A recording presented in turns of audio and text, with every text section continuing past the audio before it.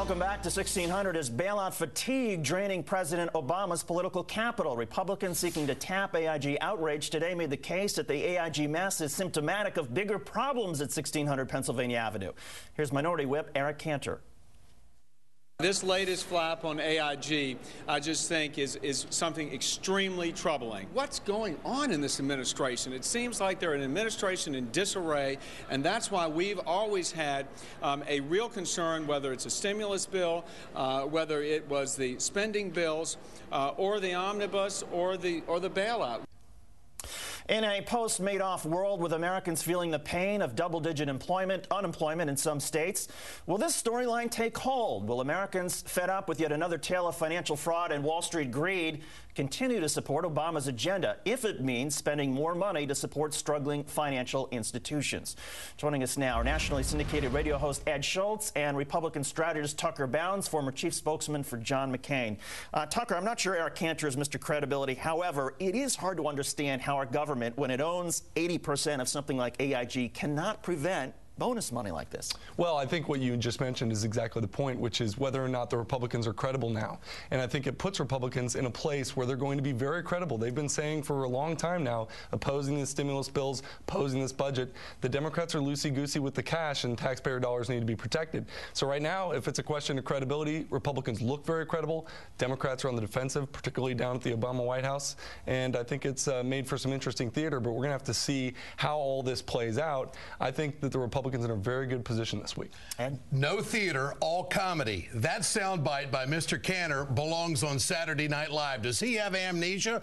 This all started in the Bush administration back in September when George W. Bush was the president. He's the man who defended executive pay. He's the man that said, leave the boys in the front office alone. And now 50-some days into the Obama administration, Mr. Cantor thinks that it's Obama's problem. Where was the transition team? Why didn't the Bush people tell the Obama people, hey, I got to tell you about this AIG thing going on? Come on. There was no full disclosure here. This was on Bush's watch. We're talking about 2 weeks ago that the Obama administration sent $30 billion to AIG, and right now we're trying to figure out if they knew that they were actually sending $165 million of bonuses. Argument we just focused on Hypocrisy Watch, and that is for the president to express outrage or to only find out in the last couple of days when the Treasury Department, some officials knew for months that this was coming, and it was only last week when Geithner tried to put the brakes on this. Now, I suppose you can make an argument that the story was going to come out whenever they put the brakes on it, but it does seem like somebody's either not communicating with President Obama, or the White House is now having to react to the news instead of controlling, which is not something you ever want to be in a position of. David, I think the Obama administration wants this public outrage. I think it's an issue of timing right now. They couldn't have stopped the money to AIG. That was a done deal back in the Bush administration. So all this money that's been dished out, really, I think the guy that's got to answer a lot of questions is Ben Bernanke. He's the one that brought the financial heads in the Congress together, the Senate Majority Leader and also the House Majority Leader and this crew, and said, look, this is what we're going to do for AIG.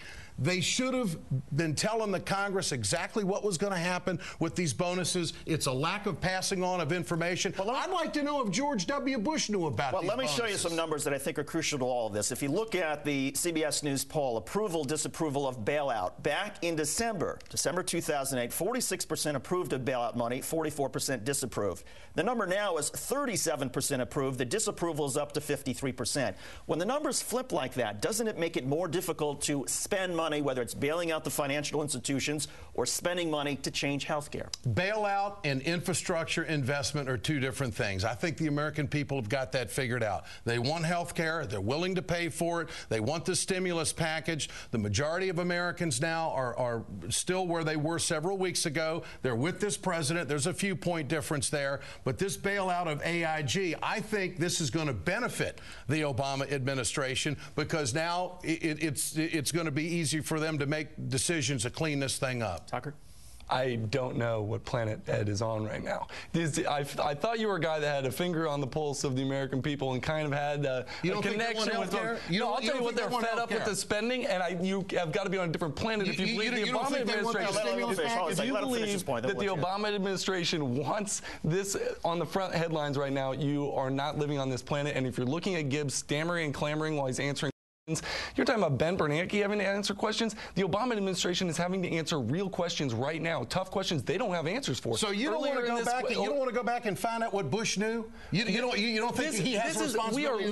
We are hundreds of billions of dollars, trillions of dollars past that point, and people want accountability. In fact, Barack Obama ran on accountability, and it's not wrong for the Republicans to request a little bit of that. Now, we have had hearings on Capitol Hill about waste, fraud, and abuse in Iraq. We lost $9 billion. $9 billion?